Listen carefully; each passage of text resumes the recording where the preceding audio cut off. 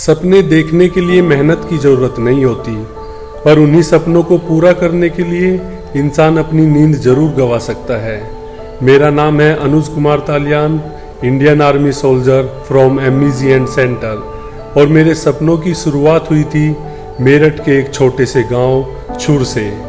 इस सफ़र में बहुत पड़ाव आए, जहाँ लगा कि अब आगे कैसे बढ़ पाएंगे, पर मैंने सीखा कि कामयाबी की सीढ़ी के पाए मेहनत और उम्मीद पर टिके होते हैं। तो आज जानते हैं मेरी अब तक की कहानी, क्योंकि अभी तो सफ़र बाकी है।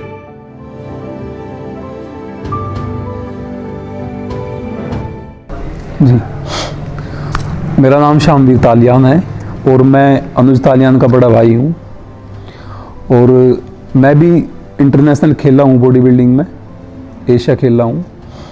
और मैंने आर्मी ज्वाइन की थी बॉडी बिल्डिंग स्पोर्ट्स से ही। अनुज छोटा भाई है, मेरे से 10 साल छोटा है अनुज। और जो भी कुछ भाई जितनी नॉलेज मुझे थी मैं सारी अनुज के साथ में शेयर करता था। यहाँ तक कि मैंने पढ़ाया भी अनुज जितना मुझे आता था, थोड़ा बहुत मैंने पढ़ाया भी। और मेरी इच्छा थी, सबसे पहले मेरी इच्छा थी कि मैं इंग्लिश मीडियम में स्कूल में नहीं पढ़ा था, मैं हिंदी मीडियम में पढ़ा था और सरकारी स्कूल में पढ़ा था। तो मेरी इच्छा थी कि अनुज अच्छे स्कूल में पढ़े और एक अच्छी नौकरी पे जाए, मतलब एक ऑफिसर लेवल की नौकरी ज्वाइन करे। और उसके लिए हमने एडमिशन भी कराया, इसका इंग्लिश मीडियम स्कूल में एडमिशन करा था। वहाँ ये हम गांव से दूर कस्बा पड़ता है 10 किलोमीटर, वहाँ पढ़ने के लिए जाता था। के पब्लिक स्कूल में एडमिशन करा था। तो उस टाइम पे अनुज 7वीं में था, 7वीं क्लास में आया था, 7वीं 8वीं क्लास में आया था शायद। तो फिर अनुज बोला मैं नहीं जाऊँगा वहाँ पढ़ने के लिए। उस टाइम पर बिल्कुल ऐसा पतला सा था, क्योंकि यहाँ से खाना लेकर भी जाता था, लेकिन सुबह से लेकर दोपहर तक भूखा रहता था। फिर आने में कम से कम 1-1.5 घंटा वहाँ से यहाँ तक लगता था। मैं रवि अनुज को जानता हूँ, मैं बचपन से 23 साल से कम जानता हूँ अनुज को मैं। और साथ में पढ़ते थे, साथ में आना जाना, मतलब वो वर्कआउट करने के लिए ट्यूशन से अपने घर नहीं जाता था, वर्कआउट करने के लिए चले जाता था, अपने जिम में जाता था वर्जिश करने के लिए। तो उसने बहुत बड़ी ऐसा सोच रखा था कि मुझे बहुत बड़ा नाम करना है अपना इस इंडिया में, दिखाना है मुझे तो कि मैं अनुज छुर का रहने वाला अनुज तालियान। ठीक है, बता बोल। कोई शैतानी नहीं करी मेरे बेटू ने, बहुत अच्छे थे। जैसा हमारा वो था, आमदन थोड़ी थी, खर्चा ज़्यादा था। मेरे बेटे स्कूल से सीधे अपने घर आए थे, कभी कोई दुकान की चीज़ नहीं खाई। आजकल बच्चे बहुत दुकान की चीज़ खाते हैं, मेरे बच्चे कभी दुकान की चीज़ नहीं खाई, कभी दुकान पर गए ही नहीं। बस दूध घी खाने का ही शौक़ था बस। बॉडी बिल्डिंग यू स्कूल में जाता था स्कूल में थे। फिर इसके भाई ने शुरुआत करवाई थी, इसे करने लगा। मैं कहने लगी बेटा हम छोटे से ज़िम्मेदार हैं, पहलवान तो एक भी मुश्किल पड़े, बहुत खर्चा होता है पहलवानी में, तू रहने दे। मैं कहा इसे ही कर लेंदे भाई। इसे भी हिरस लग गई, वो भी लुक दुख की जान लग गया। नहीं मान्या तो मेरे 5 लड़की भी हैं, ये छोटे से काश्तकार हैं, आमदन थोड़ी हो, खर्चा ज़्यादा हो तो लोड तो पड़ेगा। और तो यूँ नहीं मान्या तो करता रहा। फिर हमने कहने की टाल कर दी, बिल्कुल बंद कर दिया कहना। मगर चलो करन दो। हम ये कहने लगे मेरे बेटे का भी दूध इसे ही दे देकर। हमने भी दूध लेना छोड़ दिया, हमने अपनी कटौती करी पूरी अपने बच्चों के बारे में। मगर चल तू ही पी लेकर। मेरी लड़की भी थी, लड़की की भी कटौती करी, पर मैंने अपने बेटे पाले, मगर ये कामयाब हो जाऊँ। पहले पैसे की तंगी बहुत रहती थी, सरदने पढ़ने के लिए जाते थे, 1-2 रुपये मतलब क्लोज करते रहते थे, जोड़ते रहते थे। जब कुछ खाना पीना जब खाते थे, मतलब थोड़ा मैं ही ज़्यादा उसके सब करता था, उसके ज़्यादा मतलब पैसे में ही खर्च करता था, मतलब खा लो। पैसे नहीं होते थे उसके पास, पैसे कम में रहते थे थोड़ा। उसके घर में, उसके परिवार बहुत बड़ा था तो उसकी वजह से पैसे कम रहते थे। मेरे पापा दरोगा थे पुलिस में, भाई BSF में था, तो थोड़ा मेरे पास ठीक रहते थे पैसे। तो मैं दोनों हम साथ में रहते थे, खा भी मतलब सेट रहते थे, कोई दिक्कत नहीं थी। वैसे गलत काम नहीं करते थे कभी कुछ, मतलब कि ऐसे पार्टी सार्टी दारू वारू कुछ नहीं करना, कभी नहीं करा। उस टाइम पे जुगाड़ चलते थे। जुगाड़ होता है एक इंजन आता है छोटा सा, वो आगे रख लेते हैं और पीछे उसमें सीट बना देते हैं, तो पीछे लटक के आता था ऐसे ही। तो कम से कम 3-4 बजे तक गांव में आता था, फिर थोड़ा बहुत खाने को मिलता था, तो बिल्कुल ऐसा पतला सा था बिल्कुल। तो ये बोला कि भाई मैं नहीं पढ़ूंगा वहाँ, मैं नहीं जाता वहाँ, मैं गाँव में ही पढ़ूंगा। मगर ठीक है भाई, चल गाँव में पढ़ लें। लेकिन हमारी इच्छा थी कि इंग्लिश में, मेरी इंग्लिश इतनी अच्छी नहीं थी, मैं चाहता था अनुज की इंग्लिश अच्छी हो, ये अच्छी जॉब लगे इसकी। तो फिर मेरी जॉब लग गई आर्मी में जॉब लग गई बॉडी बिल्डिंग से। तो फिर मगर चलो ठीक है भाई, जैसे स्कूल में तू, जैसी तेरी इच्छा है वैसा कर। तो यहीं मेरे नज़दीक ही पड़ता है, मेरे गांव का ही एक स्कूल है, inter college, Shri Gandhi inter college के नाम से। तो वहाँ पे अनुज का एडमिशन करा दिया। तो वहाँ पे ऐसा था कि यहाँ से 5 मिनट लगती है घर पे आने के लिए। जब हाफ टाइम होता था वो घर पे आ जाता था, घर पे आकर कुछ खा पी के फिर चले जाता था।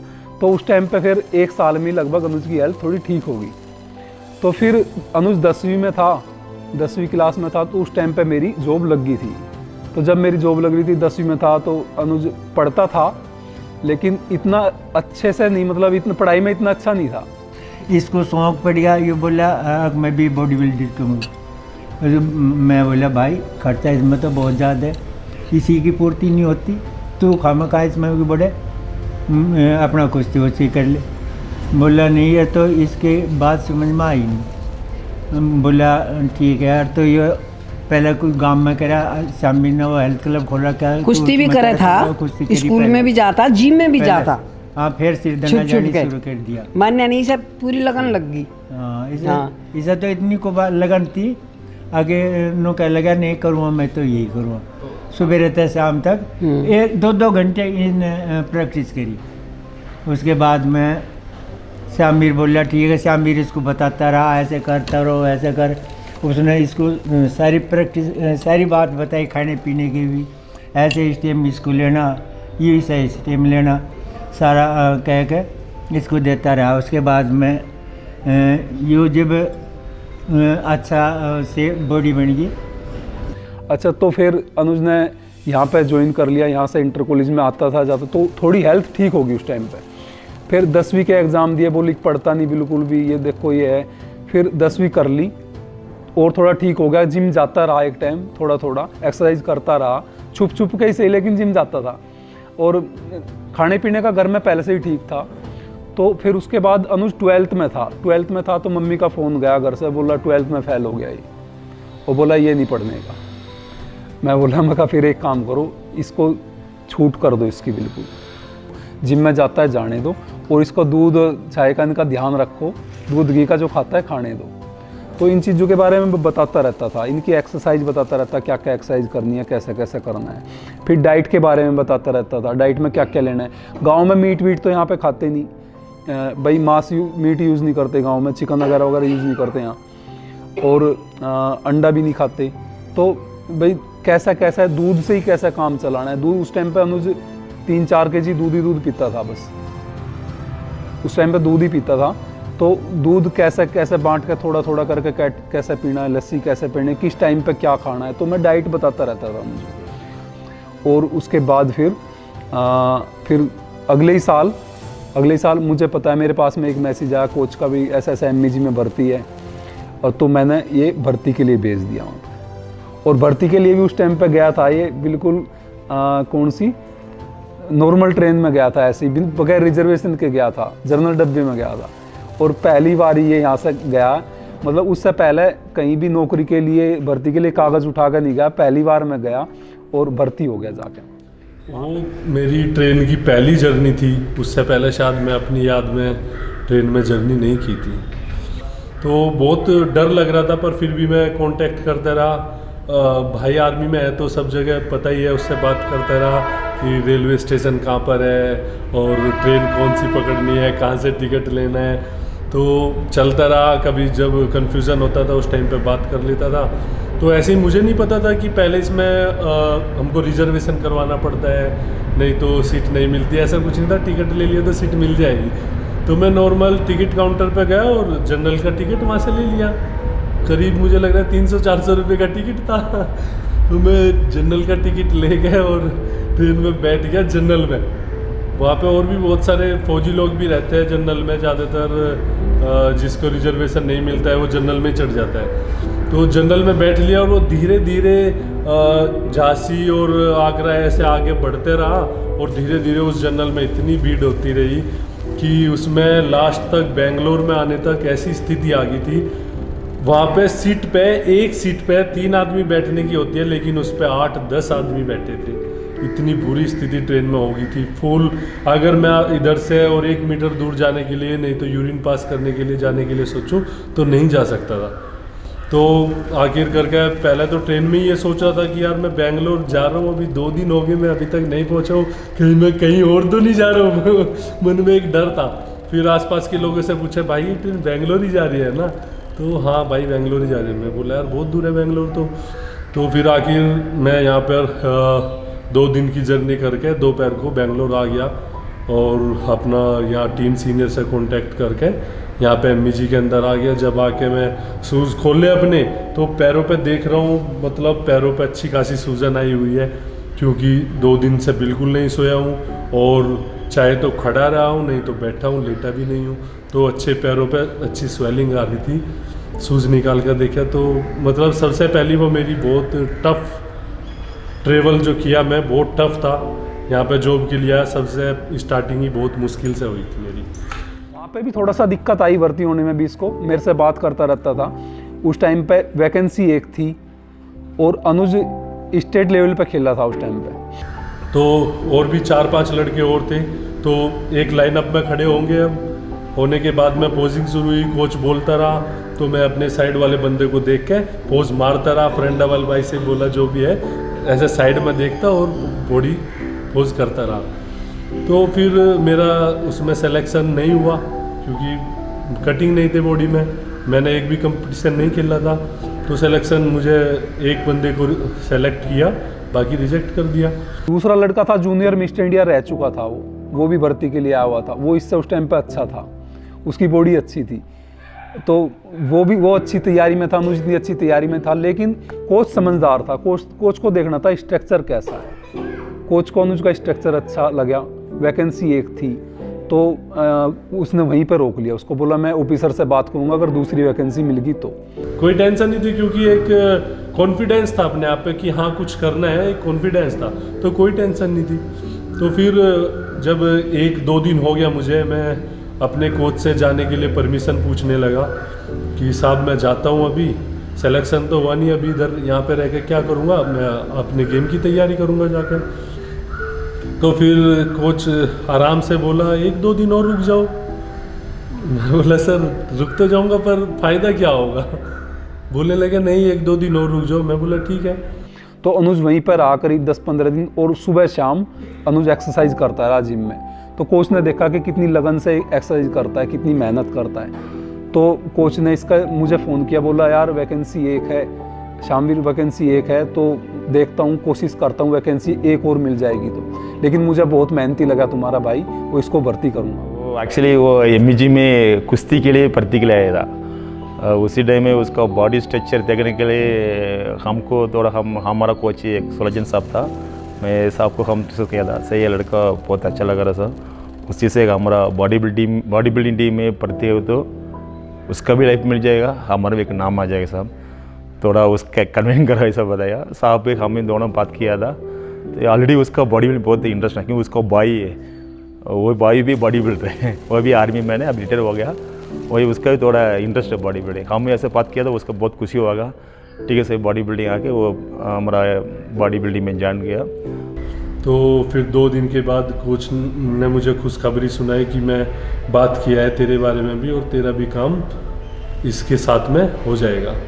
तो मुझे बहुत खुशी हुई उस बात को सुन के, क्यों मेरा तो जो जर्नी शुरू हुई थी, मतलब इतना कठिन समय से अभी यहाँ तक आया, ट्रेन की जर्नी कर गए। तो फिर मुझे लगा कि चलो ठीक है भाई, साहब ने बोल दिया तो मुझे बहुत अच्छा लगा कि भाई यहाँ भी जॉब मिल जाएगी। क्योंकि पहले जो अपने भाई को भी देखूँ या किसी और को भी देखूँ, तो मतलब इतनी सारी भर्तियाँ देख के और इतना सब कुछ करके बड़ी मुश्किल के बाद जॉब मिलती है, नहीं तो किसी को नहीं भी मिलती। तो मेरी तो पहली भर्ती थी, पहली ट्रायल थी, मैं इसमें सेलेक्ट हो गया, तो मुझे काफ़ी अच्छा लगा। और उसके बाद में फिर कोच ने मुझे जो भी है गाइड किया। काफ़ी लंबी हमारी ट्रेनिंग चलती है पहले तो, उस टाइम पर तो हम बॉडी बिल्डिंग से थोड़ा दूर ही हो जाते हैं। तो यही मैं इसको जब भी फ़ोन वोन आता था, फ़ोन से ही कनेक्ट रहते थे हम ज़्यादातर। इसकी पोस्टिंग बेंगलोर में थी और मेरी रुड़की में थी, और साल में एक बार हम मिलते थे। हमारा कंपटीशन होता था इसमें सिकंदराबाद में, जो आर्मी चैम्पियनशिप होती है, उसमें हम पूरे आर्मी के बॉडी बिल्डर मिलते थे। तो वहाँ पे हमारा टाइम होता 2-3 महीने का, उसमें हम ट्रेनिंग भी साथ में करते थे। तो जो भी कुछ कमी थी, जो मुझे नॉलेज थी, मैं अनुज को बताता था। बोला भाई ऐसा एक्सरसाइज नहीं, इस एक्सरसाइज में ये कमी है, ऐसे कर ले, ऐसे कर ले। तो मैं अनुज को फ़ोन कर करके पुश करता रहता था, इसको थोड़ा सा इसका मुराल अप करता रहता है, इसको थोड़ा गाइड करता रहता है। बोला मगर ये टाइम है कुछ करने का, अगर अब कर लेगा तो कर लेगा। अब तेरी एज है, मेरी एज थोड़ी 10 साल ज़्यादा है, मगर तेरा भी टाइम है, तेरे हार्मोन्स अभी नए हैं, अभी कुछ कर सकता है, मगर यार कर कुछ अच्छा। तो जो पहला कंपटीशन में जीता था वो उस टाइम पे जो मुझे खुशी हुई थी, वो खुशी मैं अपने कोच के भी साथ शेयर की थी, और कोच ने भी मेरे साथ अपनी खुशी को जाहिर किया था। कोच ने उसी टाइम जब मैं पहला कंपटीशन जीता, कोच को भी मतलब मेरे पे भरोसा था, उसको पता था ये कुछ करेगा। पर जब मैं पहला कंपटीशन जीता, कोच ने भी मेरे शोल्डर पे हाथ मारा और शोल्डर को थपथपाया, बोले बेटे अभी तो शुरुआत है, तुझे और भी काफ़ी नेशनल और इंटरनेशनल मेडल्स जीतने हैं। तो मेरे अंदर एक आत्मविश्वास, एक कॉन्फिडेंस और जग गया कि मुझे और भी कुछ बेहतर करना है। पहला कंपटीशन मेरा 2012 में हुआ था, मिस्टर कर्नाटका, जो मैं टाइटल लिया था उसमें। और दूसरा कंपटीशन फिर मैं 2014 में 13 में मेरी एक मिस्टेक हुई, जिसकी वजह से मैं चाहे गलत गाइडेंस समझो उसको, नहीं तो मतलब कुछ ना कुछ मैं अपने प्लान में, अपने डाइट शेड्यूल में और वर्कआउट में कुछ चेंज किया है, जिसकी वजह से मुझे निराश रहना पड़ा। 2013 में मैं कुछ अचीव नहीं कर पाया, तो मैं 14 में अचीव किया। उसको कमी को दूर करके, उसको कमी को उस पर नज़र रखते हुए, मद्देनज़र रखते हुए कि भाई मैं क्या गलती की है, फिर मैं वो 2014 में किया, उसको सुधारा अपनी गलती को, और ब्रॉन्ज मेडल लिया नेशनल में। मेरा नाम है निकिता तालियान। मेरी 2016 नवंबर 2016 में शादी हुई थी, और अभी मेरी शादी को 5 इयर्स होने को है। एक्चुअली मुझे जब रिश्ता आया तो मुझे पता चला कि बॉडी बिल्डर है लड़का, और हमारी अरेंज मैरिज है। तो मैंने इनको पहले कभी नहीं देखा था, बॉडी बिल्डिंग क्या हो, बॉडी बिल्डर्स होते क्या है, मुझे कुछ भी नहीं पता था। तो मेरे पापा ने न्यूज़पेपर में एक फ़ोटो आया हुआ था, बॉडी बिल्डिंग का शो था, उसका एक फ़ोटो आया हुआ था। तो पापा बोले कि देखो ये लड़का ऐसा दिखेगा। जब ये मेरे को देखने आने वाले थे उस टाइम पे, जस्ट 2 डेज़ बिफोर ये सब बातें हैं, तो पापा ने बोला कि ऐसे करके लड़का देखने आएगा, ऐसा है लड़का, बेसिकली ऐसा होगा। बोले नहीं ये तो आदि मानव टाइप का है, ये ऐसा नहीं, बॉडी बिल्डर जस्ट ये होते हैं, बाइसेप्स दिखाते हैं, वो होते हैं बस। तो पापा बोले नहीं, बॉडी बिल्डर्स एग्जैक्टली ऐसे ही होते हैं। तो मुझे ट्रस्ट नहीं हुआ बिल्कुल भी, नहीं ऐसा नहीं होना चाहिए। वो तो फिर मुझे नहीं लगता था कि फिर नॉर्मल दिखता होगा वो बंदा, मुझे लगता था कि प्रॉपर कट्स दिखेंगे, प्रॉपर पूरा टाइम ऐसे ही दिखेंगे, वही फॉर्म दिखेगी सारा टाइम। तो जब ये आए तो फिर मैं पापा को बोल रही थी, हाँ ये तो नॉर्मल दिख रहे हैं, बॉडी बिल्डर के जैसे वैसे तो नहीं है जैसे फ़ोटो में थे, न्यूज़पेपर में थे।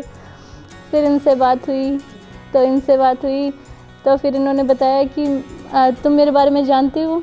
मैंने कहा हाँ, बॉडी बिल्डिंग आपका गेम है, ऐसे करके आर्मी से हो आप।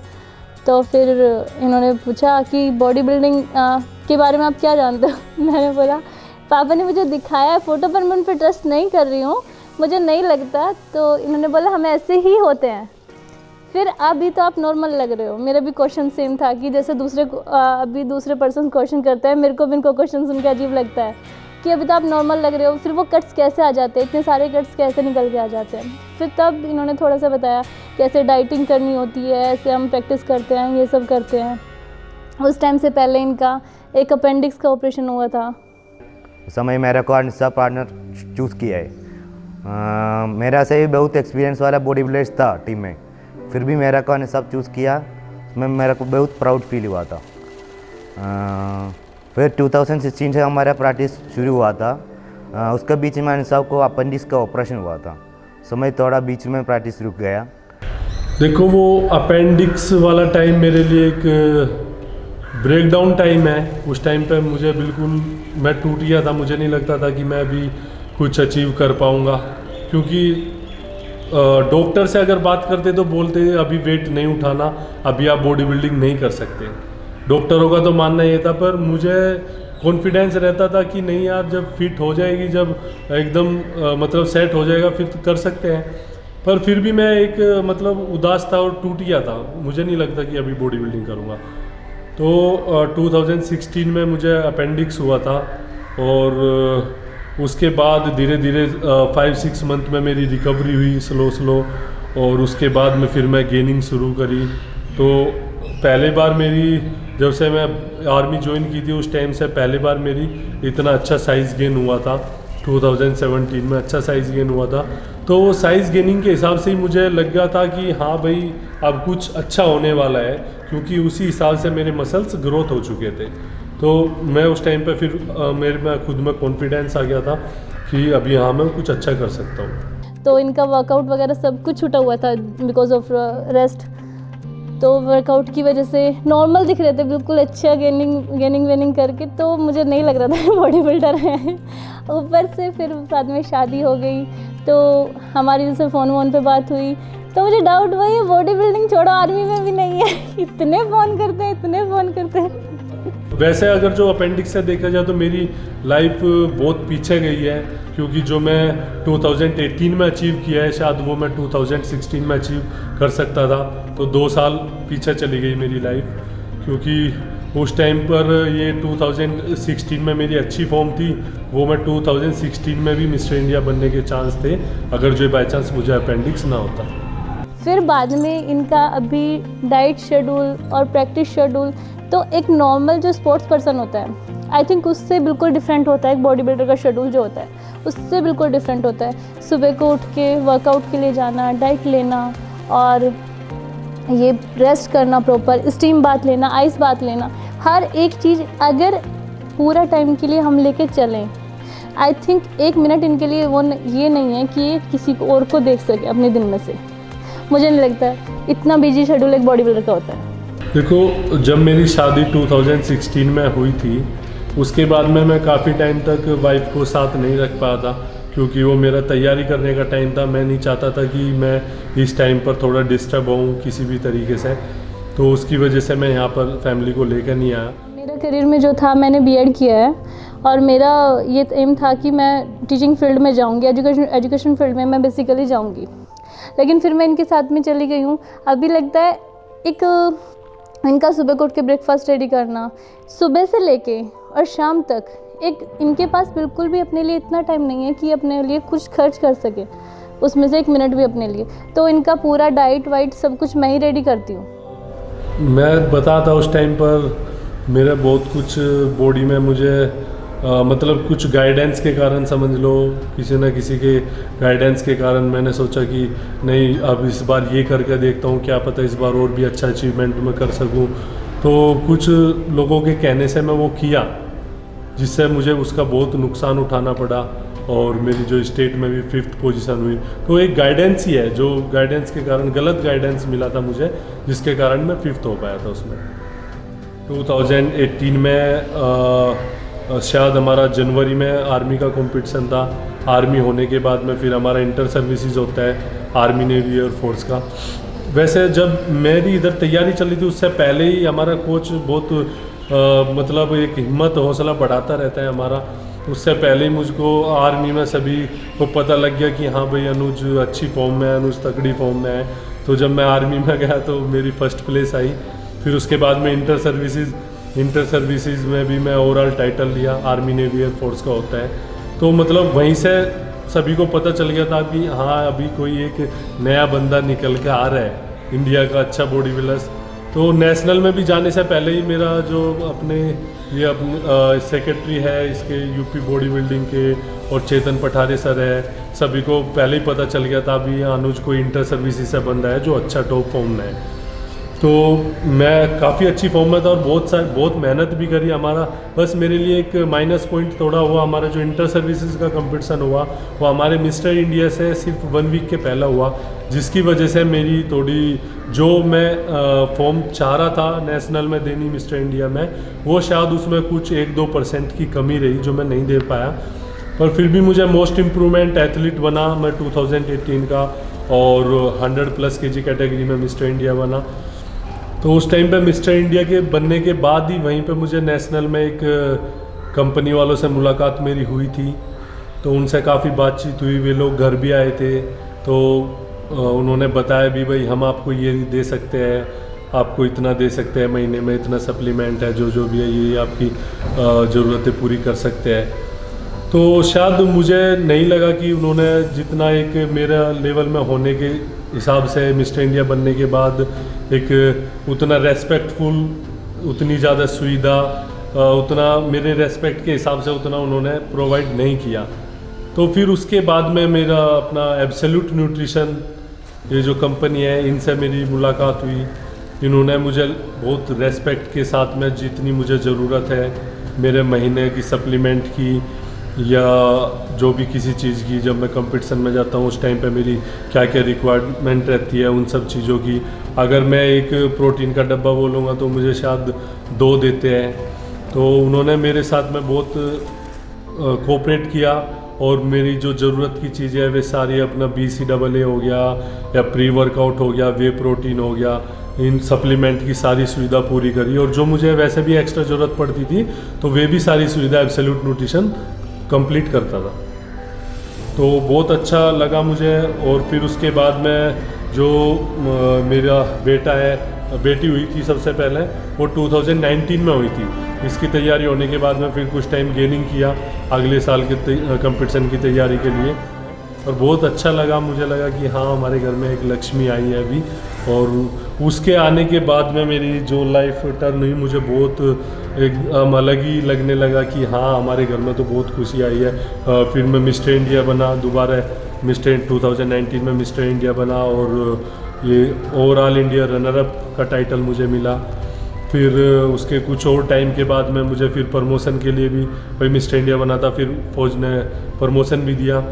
फिर जब मैं दोबारा तैयारी कर रहा था, नवंबर में वर्ल्ड चैम्पियनशिप थी जो कि यहाँ पर जेजू आइलैंड में हो रही थी साउथ कोरिया में, तो उसके लिए तैयारी कर रहा था। मेरे पास 2.5-3 महीने का समय था उस टाइम पर। बॉडी में ज़्यादा फैट नहीं था, पर 3 महीने का समय था तैयारी करने का। तो मैं अपनी प्रिपरेशन अच्छे से शुरू कर रखी थी, और उसी दौरान मुझे पेट में कुछ इन्फेक्शन हो गया। इन्फेक्शन के कारण मैं ठीक से कर नहीं पाया। फिर मेरा बीच में एक लगा कि मैं नहीं खेल पाऊँगा चैम्पियनशिप। 2009 में अनिल साहब दोबारा मिस्टर इंडिया बन गया। उसके बाद वेट कॉम्पिटिशन के लिए जाने वाला था। उस समय अनिल साहब का पेट में थोड़ा दिक्कत हो गया दोबारा। वो वेट कॉम्पिटिशन का 2.5 महीना पहले अनिल साहब बोला कि वेट कॉम्पिटिशन नहीं जा पाएगा, मेरा पेट में बहुत दिक्कत हो गया बोल रहे। तो फिर मैं क्या सोचा कि चलो भाई एक बार कम से कम भी वर्ल्ड चैम्पियनशिप के लिए 1.5 महीना बचा है, तो मैं क्यों ना एक बार डाइटिंग शुरू करके देखता हूँ।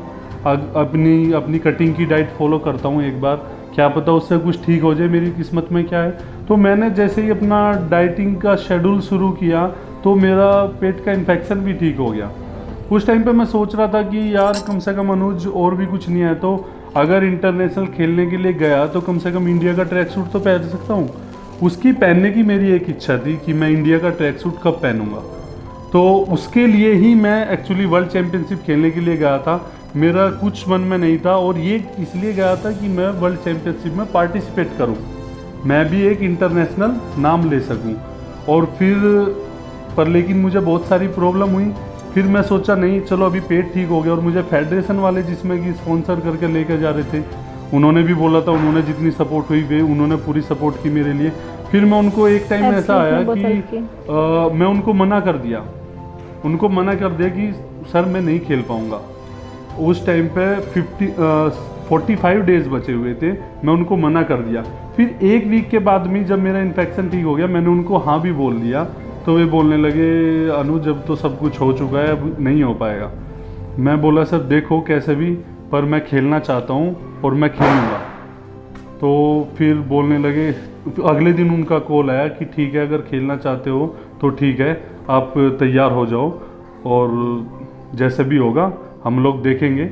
मैं इसीलिए बस सोच कर इंटरनेशनल बनना है मुझे। तो फिर अपना एब्सोल्यूट न्यूट्रिशन ने मुझे काफ़ी सपोर्ट किया कि अनुज आप जाओ और हम आपको सपोर्ट करेंगे फाइनेंशियली, जैसे आपको सपोर्ट कर सकते हैं हम सपोर्ट करेंगे।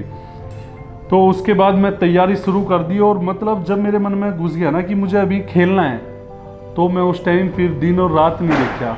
अपना जितना भी टाइम होता था, अगर भले ही मेरी मसल लॉस हो जाओ पर मैं कटिंग निकालूंगा, अच्छे कटिंग निकालूंगा अभी। तो उस टाइम पे मैं दिन में सुबह को अपना 2.5-3 घंटे वर्कआउट करता था और शाम को भी फिर 4 से 7 बजे तक वर्कआउट करता था। तो बाकी और मुझे काम ही नहीं था दूसरा, सब कुछ काम ये देखती थी, चिकन बनाना। मैं जब जिम में से निकलता था, निकलने से आधा घंटा पहले कॉल कर देता था। जब मैं एब्स मार रहा होता था, मतलब पहला मसल का वर्कआउट और फिर एब्स का, तो उसी टाइम मैं कॉल कर देता था कि ये आकर ये खाऊंगा और रेडी कर देना। तो मेरे घर जाने तक वो सब कुछ मुझे रेडी मिलता था। भूख लगती थी उससे पहले मुझे खाना मिल जाता। तो फिर भी मेरी 1.5 महीने में 1.5 मंथ में बहुत अच्छी फॉर्म आई, जो मैंने सोचा नहीं था उतनी अच्छी फॉर्म मुझे मिली। और फिर मैं वर्ल्ड चैम्पियनशिप के लिए गया। मतलब वहाँ पे जो बाहर के देश में जाने वाली जो जर्नी होती है वो थोड़ी अजीब सी होती है, फ़्लाइटें चेंज करनी होती है और फिर हम अपना डाइट प्रॉपर फॉलो नहीं कर पाते, क्योंकि भाई वहाँ सब कुछ तो लेके नहीं जा सकते, हम अपने स्टोव तो लेके नहीं जा सकते। तो कितनी डाइट हो सकता है उतनी कैरी करते हैं हम, पर थोड़ा उल्टा पुल्टा भी खाना पड़ता है कभी कभी। तो काफ़ी मैनेज किया और मैं तो सोच रहा था कि मैं तो पार्टिसिपेट ही हो पाऊँगा वर्ल्ड चैम्पियनशिप में। पर मेरा पहले से ही एक सपना था कि मैं एक इंटरनेशनल स्टेज पर खड़े होकर राष्ट्रगान सुनूं और इंडिया का फ्लैग मेरे हाथ में हो। पहले से ही मेरा सपना था, तो वो सपना मेरा पूरा हुआ, मुझे बहुत अच्छा लगा। 2018 से मैं इधर का कोच का काम देख रहा हूँ। उसमें मेरा बंदा हमारा एमईजी का 10 बॉडी बिल्डर, उसमें से हमारा एक बॉडी बिल्डर, 2 बॉडी बिल्डर, उसमें एक बॉडी बिल्डर अनुज कुमार तालियान और मिस्टर वर्ल्ड में गोल्ड मेडल लिया 2019 में साउथ कोरिया में। उसमें बहुत प्राउड का बात है, ये पूरा का पूरा इंडियन आर्मी एमईजी का इसका इतना बहुत सपोर्ट किया। मैं भी उसका पीछे में थोड़ा है, उसका फुल एंड फुल उसका मेहनत है, हार्ड वर्क है, उसका डिसिप्लिन उसका जीता। फिर एक हमारा एमईजी एंड हम ऑल बॉडी बिल्डर, हम ही थोड़ा पीछे था। मतलब जब मैं स्टेज पर खड़ा था, मुझे ऐसा लग रहा था, बिल्कुल मेरी आंखों से आंसू आ रहे थे। मुझे ऐसा लग रहा था कि मैं मिस्टर वर्ल्ड बन गया, मैंने कभी नहीं सोचा था। एक्चुअली सर उस टाइम पे जब प्रिपरेशन कर रहे होते हैं, हम लोग प्रिपरेशन कर रहे होते हैं, तो फ्लैग बेसिकली अपना आप लेके जाना होता है। तो इन्होंने फ्लैग परचेज़ किया, बैग में रखा, पर उस फ्लैग का यूज़ होगा नहीं पता था। फ्लैग कंपलसरी होता है। तो जिस टाइम पे इन्होंने फ्लैग रखा है तो बोल रहे थे कि ये फ्लैग मैं स्टेज पे पकड़ूंगा या नहीं पकड़ूंगा नहीं पता है। मैंने कहा जो भी है परचेज़ किया, रख के लेके गए, सब कुछ किया। और जिस टाइम पे इनके फुल बॉडी पे कलर होता है, आपने भी देखा होगा कंपटीशन चलता है, कलर लगा होता है बॉडी पे, तो वो कलर वो फ्लैग पे लग जाता है पूरा। और जिस टाइम पे इन्होंने फ्लैग स्टेज पे खड़े होके गोल्ड मेडल के लिए अपने लिए लिया है, वो शायद वो टाइम ये भी नहीं बता सकते, हम भी नहीं बता सकते कि वो कितना हमारे लिए खुशी का टाइम रहा है। और कहते हैं ना कुछ दाग अच्छे होते हैं, तो वो उसमें से ही था कि वो फ्लैग जो गंदा हो गया है, वो कुछ दाग अच्छे होते हैं, उसमें से वो हमारे लिए था। आज तक भी वो एज इट इज़ रखा है, हम उसको बहुत केयर से रखते हैं। और हमने इनके थ्रू मतलब इंडिया को रिप्रेजेंट इन्होंने किया है इतनी बड़ी स्टेज पे, इतने वर्ल्ड चैम्पियनशिप के प्लेटफॉर्म पे, तो बहुत खुशी हमारे लिए भी है और फैमिली के लिए भी, सबके लिए हम बहुत खुश हैं। फ्यूचर में अभी अनुज कुमार और मिस्टर वर्ल्ड जीता, और एक मेरा एक ड्रीम था, मैं मिस्टर ओलंपिया जीतना मेरा ड्रीम था, मेरे से नहीं हुआ। अभी अनुज कुमार तालियान के है, उसका बॉडी में पोटेंशियल है और 100-200% वो मिस्टर ओलंपिया बन जाएगा, वो मेरा का होप है। इसलिए वो मेरा होप है, वो पक्का मिस्टर ओलंपिया बन जाएगा, उसका बनना मेरा काम है। हमारा जो सुलाजन साहब हमारे जो कोच थे, जिसने मुझे इंडियन आर्मी में जॉब दी थी, वे 2018 में पेंशन आउट हो गए थे। फिर उनके बाद में अभी अपने सूबेदार कामराज सर कोच है, इनके कोच बनने के बाद भी मुझे मतलब लगा कि इन्होंने मेरे लिए बहुत कुछ किया है। सब तो बोलते हैं नहीं किया है, पर मुझे उनकी बहुत सपोर्ट लगती है, क्योंकि वो एक टाइम था जब मैं भी यहीं पर था और कोच भी यहीं पर थे, बाकी टीम सभी छुट्टी पे थी। तो उस टाइम पर एक कुछ काम था हमारा, उसके लिए मेरे कोच ने मुझे बताया भी नहीं था, और वो खुद वो काम आके 3 बजे आके खुद वो काम किया था। उसके लिए मुझे इन्फॉर्म भी नहीं किया था। फिर मैं 4:30 को जब 4 o'clock वर्कआउट के लिए आया तो तब मुझे पता चला कि ये काम किसने किया है, तो कोच ने बोला नहीं मैं ही किया है। तो मुझे उस टाइम बहुत अच्छा फील हुआ, मुझे लगा कि हाँ भाई वाकई में कोच ने आज कोच होने का फ़र्ज निभाया है। और उस टाइम पर मुझे बहुत अच्छा वो पल मेरे हमेशा याद रहेगा, जब वो मैं कंपटीशन की तैयारी उस टाइम पर कर रहा था, मुझे रेस्ट की ज़रूरत थी, तो कोच ने मुझे रेस्ट दिया। जो काम मेरे करने का था वो कोच ने किया था। अनुज सर तो बहुत मोटिवेशन है। अभी कोई भी देखेगा एमईजी में तो किंग है। अनुज कुमार तालियान नाम सुन के ही बहुत बंदा मोटिवेटर है। और हमारे टीम में ही मिस्टर वर्ल्ड को लिए जो जा रहे हैं लोग अनुज साहब को मोटिवेट कर रहे हैं, अनुज साहब का वे फॉलो कर रहे हैं। देखो, मैं सबसे बड़ी चीज़ समझता हूँ व्हील पावर से बढ़ के कुछ नहीं है। अगर आदमी के अंदर कॉन्फिडेंस है कुछ करने का तो उसको कोई नहीं रोक सकता है। और मेहनती इंसान के लिए भगवान हमेशा दरवाज़ा ओपन करता है। अगर जब हमको अपॉर्चुनिटी मिलती है, जब उनको इज्जत के साथ में स्वीकार कर लेनी चाहिए और अपनी व्हील पावर को हमेशा स्ट्रॉन्ग रखे। अगर बंदे के अंदर कुछ शक्ति आत्मशक्ति है अंदर, तो पक्का कुछ ना कुछ करेगा, उसको एक ना एक रास्ता जरूर अवश्य मिलेगा मेहनती आदमी को। तो व्हील पावर हमेशा उससे बढ़कर कुछ नहीं है।